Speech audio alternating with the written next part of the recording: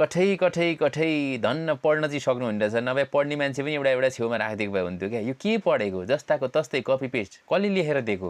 एउटै क्लासमा पढ्ने विद्यार्थीलाई एउटै सरले पढाएपछि हो यस्तो हुन्छ। ल हेर्नुहोस् त, मौलिक जवाफको प्राथमिकता दिनेछ भन्ने कुरो चाहिँ छैन त नि। हुबहु सारेको घोकन्ते विद्या भन्छन् नि, घोकन्ते विद्या यो। अब यो भन्दा बढी चाहिँ दिमागमा केही घुस्दैन, जे लेखेर दिएको छ त्यो मात्रै पढ्ने हो। यो हेर्नुहोस्। तपाईकै भाषामा सोध्न चाहन्छु प्रधानमन्त्रीज्यू, म तपाईँकै भाषामा सोध्न चाहन्छु प्रधानमन्त्रीज्यू, के राज्य साँच्चीकै यति निरीह र असफल भइसकेको हो? राज्य साँच्चीकै निरीह असफल भएको हो कि आफ्ना पीडा सुनाउन नागरिकहरूले आफ्नै शरीरमा आगो लगाउनु पर्ने अवस्था आउँछ? कि आफ्ना पीडा सुनाउन नागरिकले आफ्नै शरीरमा आगो लगाएर मर्नुपर्ने अवस्था आउँछ? यदि होइन भने यस्ता हृदयघात घटनाहरू किन पटक पटक दोहोरिरहेका छन्? यदि होइन भने यस्ता हृदय विदारक घटनाहरू किन पटक पटक दोहोरिरहन्छन्? अब कालो चस्मा खोल्ने बेला आएको छ।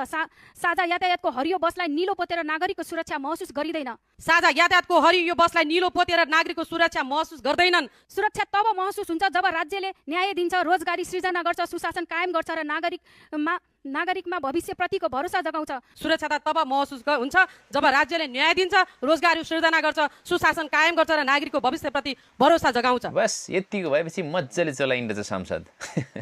मलाई पनि कसैले भोट सोट दिनु है, बरु चुनाव जित्छु भ्याट्टै अनि म संसद भइदिन्छु, सदन चलाउँछु होइन। अब आफ्नो बुद्धि प्रयोग नगर्ने त रहेछ। कसरी लेखेर दिएको कुरालाई हुबहु कमसेकम अगाडिको व्यक्तिले बोलेको कुरा पछाडिको व्यक्तिलाई त्यही मिलो भनेपछि अलिकति दिमाग चेन्ज गरेर अर्को भाषा चेन्ज गरेर भन्न सकिँदैन कि अगाडिको मान्छेको चाहिँ कुरै सुनिँदैन। अचम्म छ होइन। सेम बट डिफ्रेन्ट भनेको चाहिँ यही होला क्या। सेम छ, गुदी त्यही हो, बोली त्यही हो, आवाज त्यही हो, तर मान्छे फरक। अनि लेखेर दियो कसले, किन लेखेर दिएको? यस्तो लेखेर दिनले पनि अलिक फरक विषय लेखेर दिनु पर्दैन? घोकेर दिएको इक्जाममा भन्दा आफ्नो दिमाग लाएर लेख्यो भने अलिक नम्बर बढी आउँछ। पढेको अब पढेको छैन भन्नु भने पढेकै मान्छे हो, पढिरहनु भएको छ, तर पढ्न पनि त्यो झिँगै सारे जस्तो। झिँगो सार्ने भन्ने थाहा छ कि छैन? फेरि पहिला दुईवटा विद्यार्थीमा एकजना जान्ने एकजना नजान्ने रहेछन् अरे। अगाडिको विद्यार्थीले जे लेख्यो त्यही लेख्दै गर्छ अरे, बिचमा एउटा झिँगो च्यापिएर मरेको रहेछ अरे, त्यो पनि झिँगो बनाएर बसेछ अरे भने जस्तै हो क्या यो चाहिँ। कठै बढी। अनि तपाईँहरूको दिमागले केसम्म भ्याउला त? कतिसम्म भ्याउला? कतिसम्म गर्नु होला त?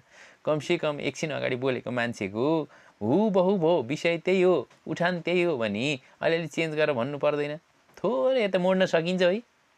कपी नै गर्दा पनि अलिक थाहा नपाउने गरी कपी गर्नु न। कसले लेखेर दिएको? यो शिक्षकको, मिसहरूको शिक्षकको, आन्टी ठुलमम्मीहरू के हो पारा? यो बौद्धिक स्तर त उही रहेछ नि त होइन त? थाहा भइगयो नि। अनि के आश गर्नु?